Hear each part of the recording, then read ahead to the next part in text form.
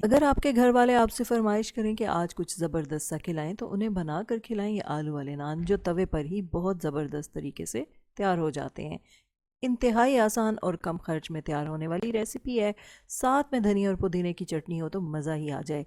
कोई यकीन ही नहीं कर पाएगा कि आपने ये घर में खुद तैयार किए हैं। बिस्मिल्लाहिर्रहमानिर्रहीम। बिस्मिल्लाहिर्रहमानिर्रहीम। अस्सलाम वालेकुम। मरहबा। फूड फनगामा में बहुत बहुत खुश आमदीद। फूड फनगामा है फ़न एंड टेस्ट का ख़जाना, जहाँ बनती है नई नई रेसिपीज़ आपके लिए रोज़ाना। आज हम आपके साथ शेयर करने जा रहे हैं आलू वाले नान की रेसिपी। ये आलू वाले नान हमने तवे पर बनाकर तैयार किए हैं। तवे पर ये नान बहुत आसानी से बनकर तैयार हो जाते हैं। बस इसके लिए आपको 3-4 बातों का ख्याल रखना है। अगर आपने उन बातों को फॉलो कर लिया तो आपके भी ऐसे ही सॉफ्ट, फ्लफ़ी और फिलिंग से भरे हुए नान तैयार होंगे। तो ये मज़ेदार नान बनाने के लिए रेसिपी को एंड तक वॉच कीजिए और कोई भी स्टेप मिस मत कीजिए। सबसे पहले एक बाउल में हम शामिल करेंगे नीम गर्म पानी 1 गिलास, 2 चम्मच चीनी के शामिल करेंगे और अच्छे से इसे मिक्स कर लेंगे। याद रखें कि चीनी एक्टिव करती है यीस्ट को।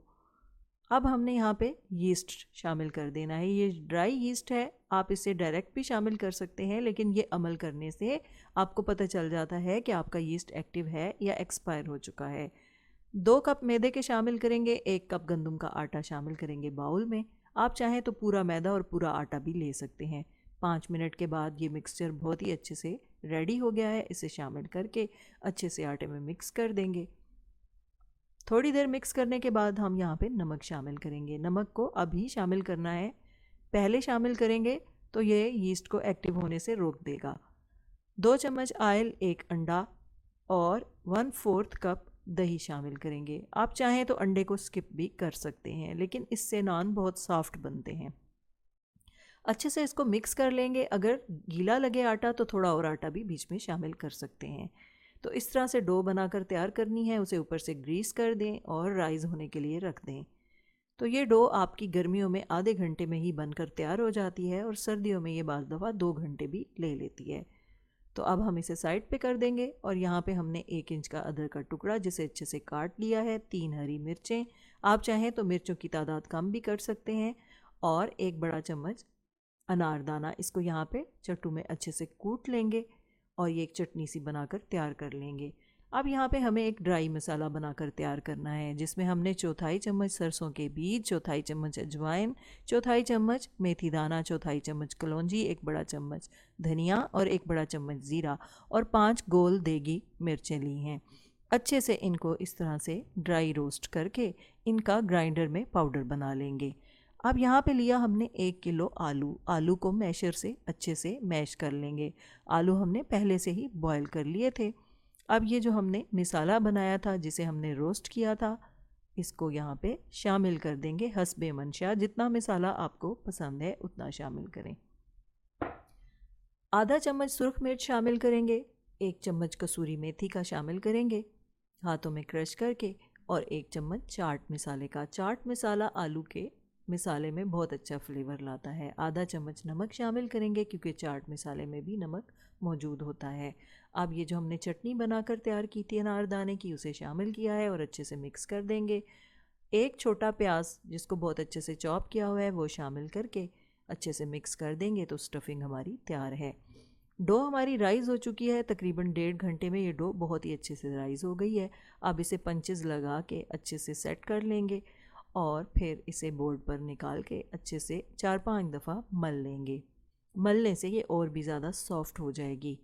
तो बराबर वज़न के 5 पेड़े बना लेंगे। 180 ग्राम का एक पेड़ा है।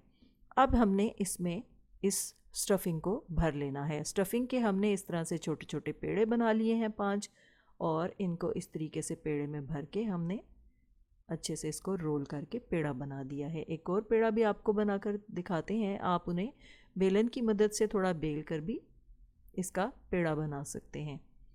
तो इस तरीके से ये बहुत ही आसानी से पेड़ा बनकर तैयार हो जाता है और इस तरीके से आपकी स्टफिंग पूरे नान में हर तरफ फैल जाती है। अब हमें इसको अच्छे से बेल कर बिल्कुल बाज़ार वाले नान की लुक देनी है। तो बहुत ज़्यादा नहीं बेलेंगे, हल्के हाथों से बेलेंगे। अगर बहुत ज़्यादा ज़ोर से प्रेस करेंगे तो आलू बाहर निकल आएंगे। अब इस तरह से एक ढक्कन लेके हमने इसका राउंड कर लिया है दरमियान से, और इस तरह से डिज़ाइन बना लेना है बिल्कुल बाजार वाला। दूसरी साइड से पानी लगा देंगे ताकि अच्छे से तवे के साथ चिपक जाए। तवा यहाँ पे हमने थोड़ा सा गर्म कर लिया था, ऊपर से अंडा लगा के तेल लगा लेंगे। तो थोड़ा सा नान गरम होगा तो ये कढ़ाई जो पहले से ही हमने गरम करने के लिए रखी हुई थी, इस पे इस तरह से उल्टा कर देंगे नान को। यहाँ पे तकरीबन 5 से 7 मिनट में आपका नान तैयार हो जाएगा। तो आप साइडें बदल बदल कर इसको बनाते जाएं ताकि हर तरफ से एक जैसा नान पक जाए।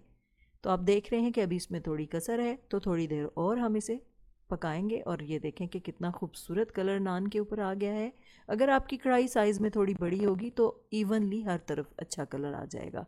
अब दूसरा नान भी इसी तरह बनाकर आपको दिखाते हैं। तो इस तरह का कोई भी ढक्कन लेके आप सेंटर से इसका राउंड बना सकते हैं, और अंडे की जर्दी से बहुत अच्छा कलर आ जाता है नान के ऊपर। तो ये देखें दूसरा नान भी बहुत अच्छे से हमारा बनकर तैयार हो गया है। ऊपर से ऐसे घी लगा लेंगे तो नान और भी ज़्यादा अच्छा और नरम हो जाएगा।